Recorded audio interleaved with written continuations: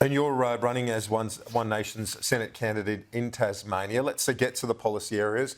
You're a mother of two boys. I thought you would welcome the urgent care clinics. You're the sort of demographic, a young mother that the government's trying to assist with the urgent care clinics, but you think there are some problems with it. Correct. I think the key issue is what we're being informed actually is not correct about these urgent care clinics.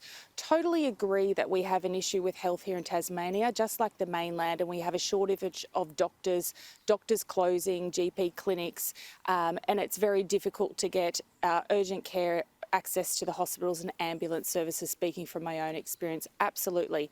However, we are being promoted about these 24-hour urgent care clinics in Tasmania, which is just simply not factual.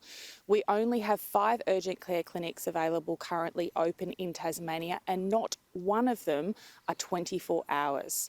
Now, I've been travelling around the state this last week, meeting the locals and understanding what their key issues are. And I've actually asked this question of the community members. What do you think about these urgent care clinics? Because I'm applying for a role and putting my hand up where I need to speak for the people. So the first thing I need to do is ask them, what do you think about these urgent care clinics? Do you think they're a good idea?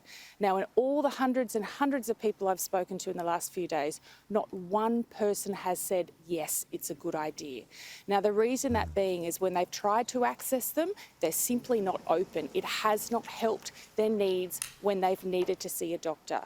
Equally so, I've been speaking to doctors and trying to understand from their point of view, is this model a great way to support them, because they can't service their communities either, or where they have GP shortages.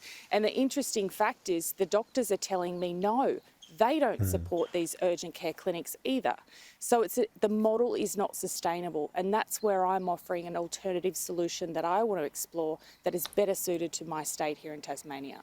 So what is that solution? Because from what I can gather, that the doctors aren't happy because they feel GPs are being, attracted by the clinic, but then the general practice surgeries are left short-handed. Basically, you need to get more people in there, more doctors into the workforce down there.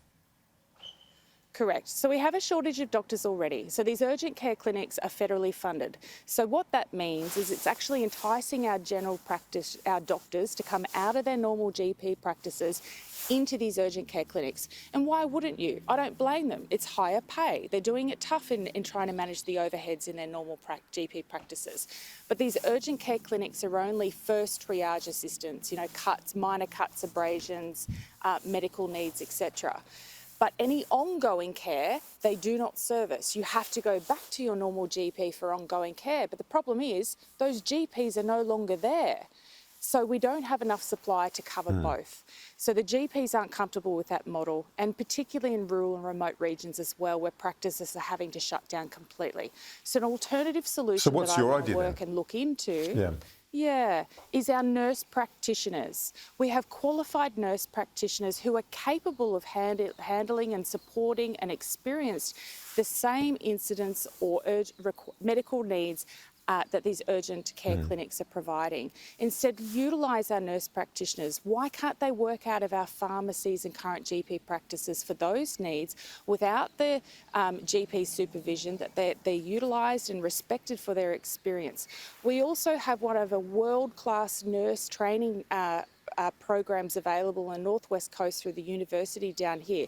So it's about ensuring we focus on our pipeline of nurses, continuing to get the pipeline and the end-to-end for more nurse practitioners through the state where we're getting a shortage of doctors, utilising that experience, and leave the GPs in the clinics for ongoing care where they manage your ongoing health issues, regular scripts, and ageing population of Tasmania as well, which these urgent clinics do not support or address.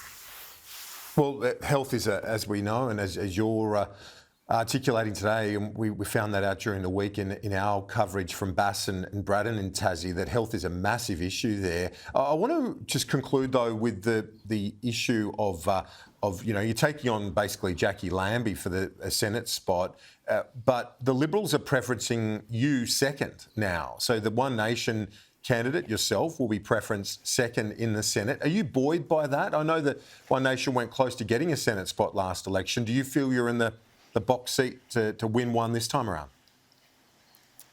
Look, I'm really hopeful. Travelling around the state, the support has been amazing. You know, I've been out there and speaking to locals and speaking to the community members, and they're ready for change. They want change. They need change. They do not feel that they're being represented by the major parties.